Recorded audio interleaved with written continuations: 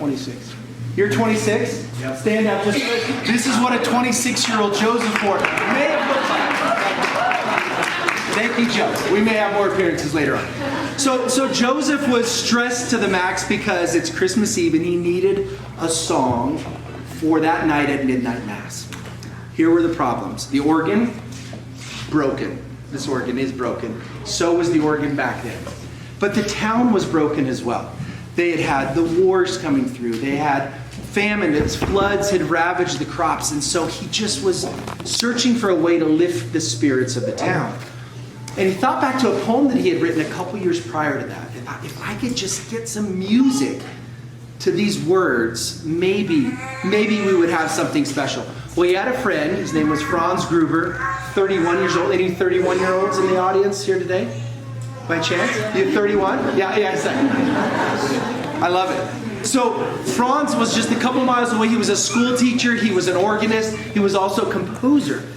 So Joseph runs a couple miles away. He gets to Franz's front door and he knocks on the door. Thank you. And he says, "Hey, Groobs, it's Joe." Right? I don't know whether just work with me here. Hey, Groobs. Right? And he says, "Hey, I really need your help. I have these words. Can you help me put some music to it?" And so in just a few hours, Franz Gruber pulls out his guitar and he puts the music, all of the words to Silent Night. That's how Stille Nacht came to be on that night, Christmas Eve, so long ago. Perform it that night. They were so excited to share this with their town there in St. Nicholas Cathedral. And so that night, just over 200 years ago, Silent Night, Stille Nacht, was born for the very first time.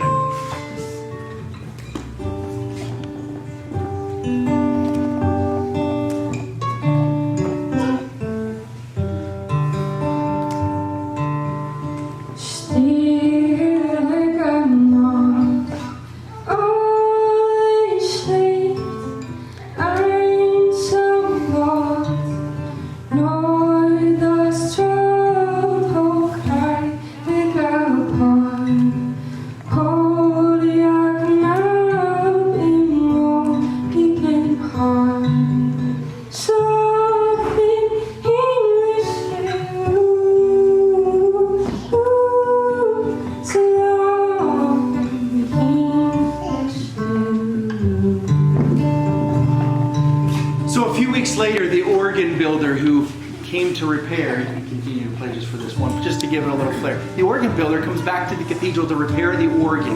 Does anybody, back then these guys were in high demand. Does anybody know an organ builder right now? No. Is anybody an organ donor in here? Yes.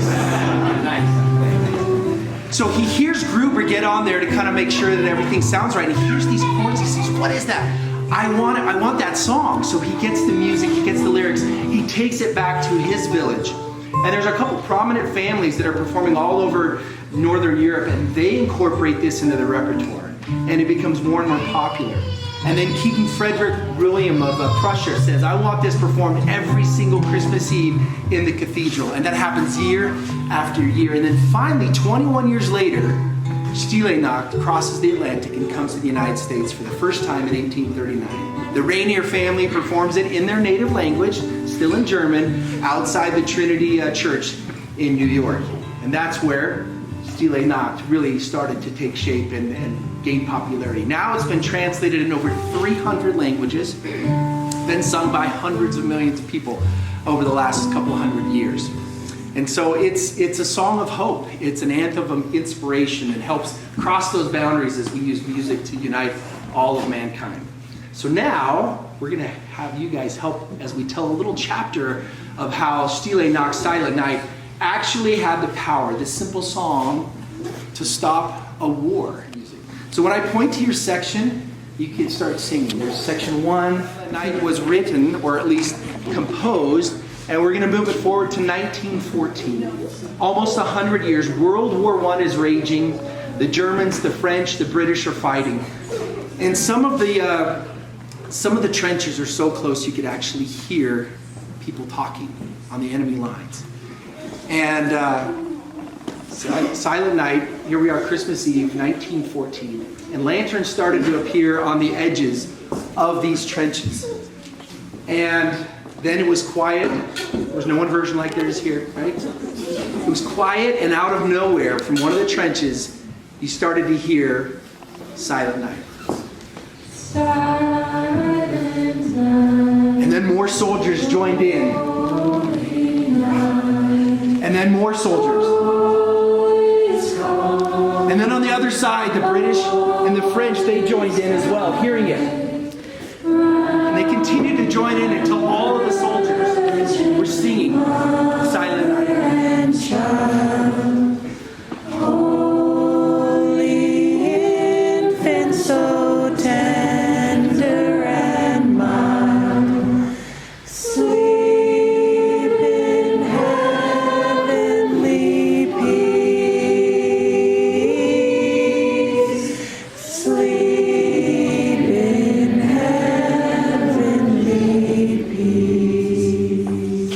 So a few hours later, it was Christmas morning. It started to get light, and a German soldier comes out from the trench, and he says in English, not his language, but in the language of his enemy, "Merry Christmas." And another soldier joined him. Now the Allies didn't know if this was perhaps a trick, but then they realized the soldiers didn't have any arms. So they too started to come out. And one by one, they started to greet each other, and they shook hands. Some exchanged gifts right there in the middle of the battlefield. And for one day, there was no fighting. There was no fighting. They shared, they united as mankind right there. And it all started, if you can go back again, over 200 years ago, in this tiny little town in Austria, in Oberndorf. Inspired words by Joseph Moore, and of course, the famous song that we know as Silent Night by Franz Liszt. Love's pure light, radiant beams from thy holy face, with the dawn of redeeming grace. Jesus died at thy birth, Jesus died at thy birth. Now we'll sing verse 1 again all together. Here we go. Silent night, holy night, all is calm, all is bright, round yon virgin mother and child, holy infant, so tender and mild, sleep in heavenly peace. Sleep in heavenly peace.